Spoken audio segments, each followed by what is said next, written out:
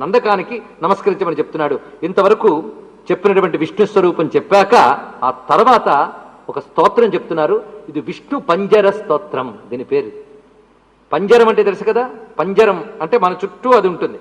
విష్ణు పంజర స్తోత్రం చేస్తేట విష్ణువు వాడి చుట్టూ ఉండి రక్షిస్తాడు. ఇది ప్రొటెక్షన్. ఈ విష్ణు పంజర స్తోత్రం ఇక్కడ చెప్పబడుతున్నది. దీన్ని నేను అర్థం చెప్పను, చదువుతా, అక్కడక్కడ చెప్తా మీరు గ్రహించడం కోసం.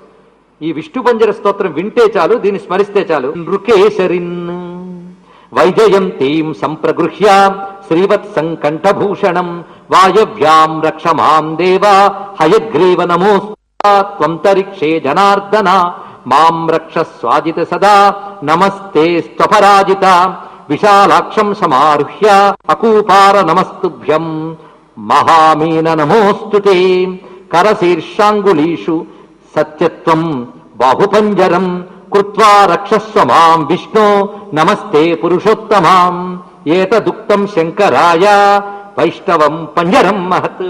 ఇది విష్ణు పంజర స్తోత్రం. ఇది శివునికి విష్ణువు చెప్పినటువంటిది.